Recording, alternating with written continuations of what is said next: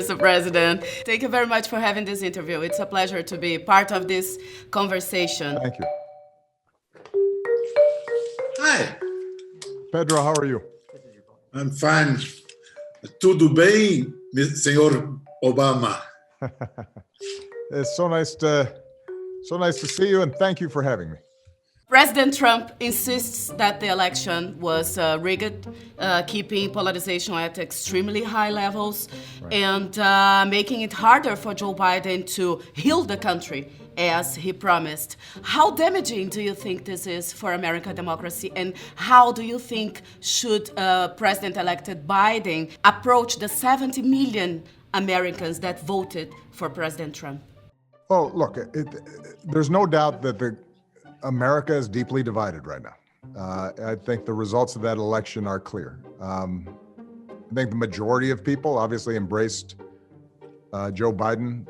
There is absolutely no evidence of anything other than a fair, secure election in which the votes were counted, and Joe Biden got almost 5 million more votes in the popular vote and got far more electoral votes than Donald Trump did. But what is also true is that the parties, the Democrats and the Republicans, have very deep differences between them right now, and that it's going to be a challenge to try to create the unity we need for a government to meet big challenges like COVID, like climate change, like dealing with the economic crisis.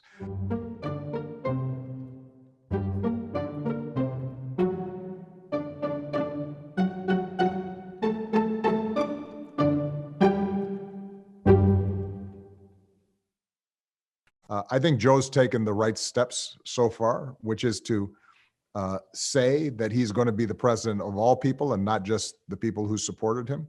I think he will help lower the temperature, and I think he will restore some of the basic norms and traditions and institutional values that both Republicans and Democrats prior to Donald Trump had observed.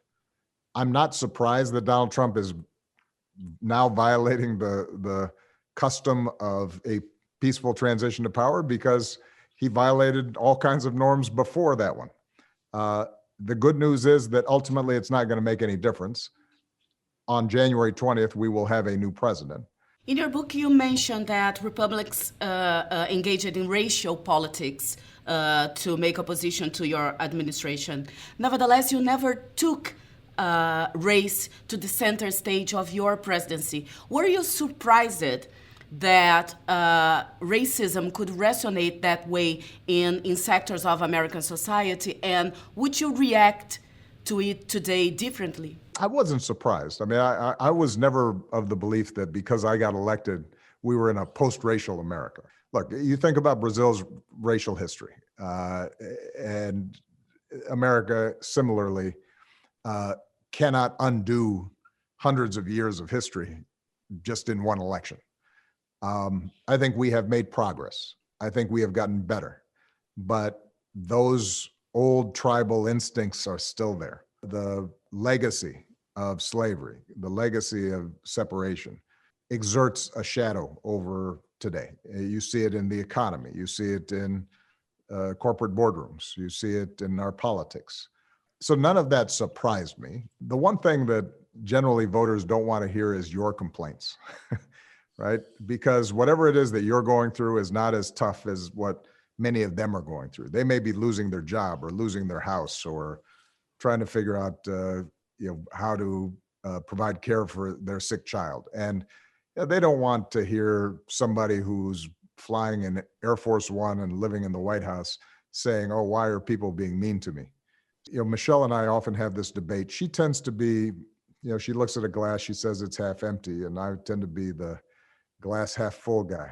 I choose to believe that although it's bumpy sometimes, we're making progress on this front. Well, you mentioned Michelle, and you have been influenced by fantastic women your entire life. That is true. And your party has been shaken by very powerful female voices recently, including Kamala Harris, the vice president elected. I'm thinking you're very used to girl power, right? Are we close, any close, to having Madam President at the White House, do you think? And would it be a last name Harris or could it be a last name Obama? Well, it definitely won't be a last name Obama. Michelle will not run. That I promise. And I think she's brainwashed the girls into not wanting to be involved in politics at all. They've seen too much. But I think we're very close. Look, we have somebody right down the hall in Kamala Harris. Once she's sworn in, she's going to be a few steps away from the Oval Office. I hope that Kamala Harris is just the beginning of a process in which more and more women around the world are seen as viable leaders at the highest levels. And it's been interesting. I think some have observed that right now the countries that have women leaders in New Zealand and Germany are doing some of the best job in handling the coronavirus. I don't think that's entirely an accident.